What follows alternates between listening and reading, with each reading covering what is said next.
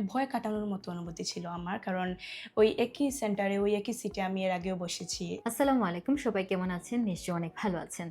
আমি তানিয়া ইসলাম চলে আসছি আরেকটি সাফল্যের গল্প নিয়ে। তাহলে দেরি কেন? চলে যাই আমরা গল্পে। ম্যাম কেমন আছেন? আমি ভালো, আপনি? আলহামদুলিল্লাহ ভালো আছি। ম্যামের ১ম এ পরিচয়টা। আমার নাম নির্জনা দেব।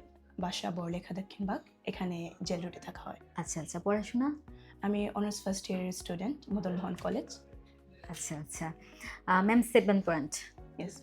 ভালোর চেয়েও ভালো। এর অনুভূতি কেমন? এর অনুভূতি মানে আরকি মুখে বলার মতো না। আমি অত্যন্ত খুশি ছিলাম যখন আমি দেখি, আমি যখন ওয়েবসাইটে যাই, আমি যখন আমার পাসওয়ার্ডটা দিয়ে যখন আমি ডাউনলোড করি, তখন আমার মধ্যে একটা অনেক বেশি পরিমাণে ভয় কাজ করছিল। কিন্তু যখন আমি দেখতে পাই যে আমার রেজাল্টটা 7, হ্যাঁ, হয়তোবা আরেকটু বেশি হতে পারত, বাট যা হয়েছে তাই যথেষ্ট। আমি অত্যন্ত খুশি। আমি আমার পরিবারকে মানে আমি দূর থেকে থাকি ওনাদের থেকে। তো আমি যখন ওনাদেরকে জানাই, ওনারাও অত্যন্ত খুশি। সো ওভারঅল মানে আমার অনুভূতিটা অনেক ভালো। আচ্ছা। ম্যাম এটার জার্নি কতদিনের ছিল আপনার? এটা আমার অক্টোবর থেকে আমি শুরু করেছিলাম। অক্টোবরে আমি হেক্সাসে ১ম আসি। এসে আমি সবকিছু দেখে যাই। তারপর আমি অ্যাডমিটও হই। আমার ক্লাস শুরু হয় অক্টোবর ৩০ থেকে। সো অক্টোবরের ১ম থেকেই আমি নিজে থেকে একটু সেলফ প্রিপারেশন নেওয়া শুরু করি। তারপর আমার ২.৫ মাসের কোর্স থাকে। সেটা কমপ্লিট করার পর আমি মার্চের ৪ তারিখ পর্যন্ত আমার এইচএসইউ চলে। আমি মেইন কোর্সের বাদে এইচএসইউ করি। তারপর আমি ১৪ তারিখে এক্সাম দিই। সো প্রায় ৪.৫ মাসের মতো আমার জার্নি ছিল। জার্নিটা।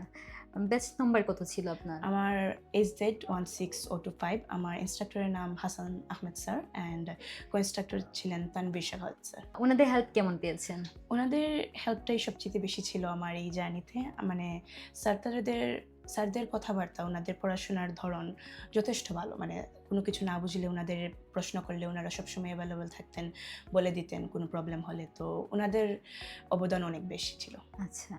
ম্যাম কোন মডিউলে কত পেয়েছেন আপনি? আমার লিসনিং মডিউলে 8, reading 6.5, writing 6 and speaking 6.5। So overall 7। আচ্ছা। সবকিছুই কি আপনার মানে আশার উপরে আসছে? না মানে আমি মক টেস্ট বা পার্শিয়াল টেস্টে আমার স্পিকিং এ সবসময় 7, 7.5 থাকতো। কিন্তু ওখানে গিয়ে মানে আমি যখন লন্ডনের ছিলেন উনি এক্সামিনার, উনার অ্যাকসেন্ট, উনার কথাবার্তা দেখে আমি একটা নার্ভাস হয়ে একটা গন্ডগোল করে আমার 6.5 চলে এসেছে আচ্ছা, স্পিকিং এ। ওইটা একটু ডিসঅ্যাপয়েন্টমেন্ট ছিল আমার মাঝে। আচ্ছা। যে আমাদের এখানে কি মুখ দিয়েছেন? জি। তো এখানে মুখ দেওয়া, তারপর ফাইনাল দেওয়া এর অনুভূতি কেমন? এটা অনেকটা মানে ভয় কাটানোর মতো অনুভূতি ছিল আমার। কারণ ওই একই সেন্টারে, ওই একই সিটে আমি এর আগেও বসেছি। আমি অনেকগুলা মক টেস্ট দিয়েছি। সো ওই ভয়টা কেটে গিয়েছিল যখন আমি LRW দিতে গিয়েছিলাম। সো এটা অনেকটা অবদান রাখে আমার এক্সামের ক্ষেত্রে। আচ্ছা। বললেন তো আপনার পরিবারের জন্য অনেক খুশি। জি। শুধু বাবা-মা না আরো আছেন? আমার আমার বোন, আমার ব্রাদার ইন ল ওনাদেরও অনেক অবদান রয়েছে। উনারা ডেনমার্ক গিয়েছেন এই IELTS এর মাধ্যমেই।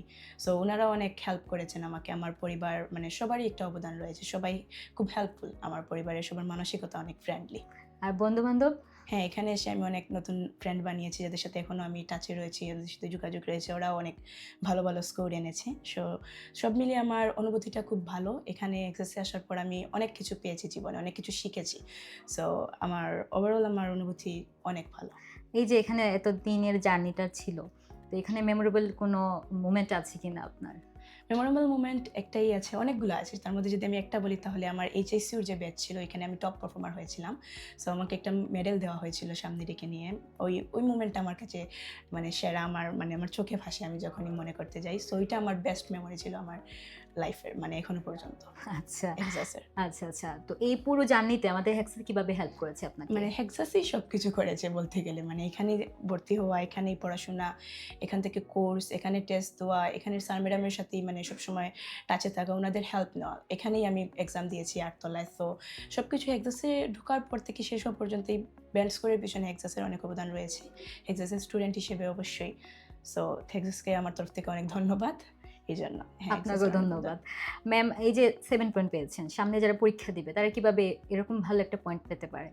আমি মানে শুধু কনসিস্টেন্সি অনেকটা ম্যাটার করে। কারণ অনেক সময় রেজাল্ট অনেক কম চলে আসে। মক বা পার্শিয়ালে এগুলো একটু হয়তোবা কঠিনও থাকে বা নার্ভাসনেস বা বিভিন্ন কারণে হতে পারে রেজাল্ট কম চলে আসে। এখান থেকে আমি অনেকবার অনেকটা ডিপ্রেসড হয়ে যাওয়া বা মানে পড়াশোনা একদম মানে ছেড়ে দেওয়া যে এই মডিউলে আমার হচ্ছে না বারবার চেষ্টা করার পরেও।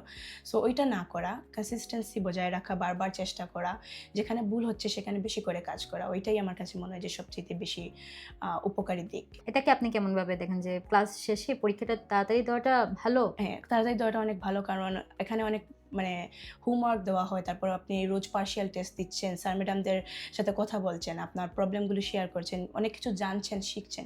কিন্তু যখন একটা গ্যাপ হয়ে যায় তখন ওই ধারাবাহিকতাটা নষ্ট হয়ে যায়। আচ্ছা। সো ওইটার ক্ষেত্রে পরে যখন এক্সাম দিতে যান তখন অনেক সমস্যা দেখা দিতে পারে। সো আমার মাত্র ১ সপ্তাহ ৮ দিনের মতো গ্যাপ ছিল।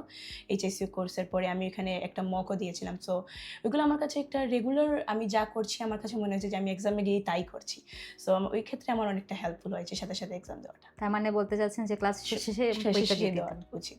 আচ্ছা, থ্যাংক ইউ ম্যাম। শুনলাম আমরা একটি সাফল্যের গল্প, শুনলাম একটি ভালো স্কোর কিভাবে করা যায়। আপনারাও চাইলে এমন করতে পারেন। সবাই ভালো থাকবেন। আল্লাহ হাফেজ।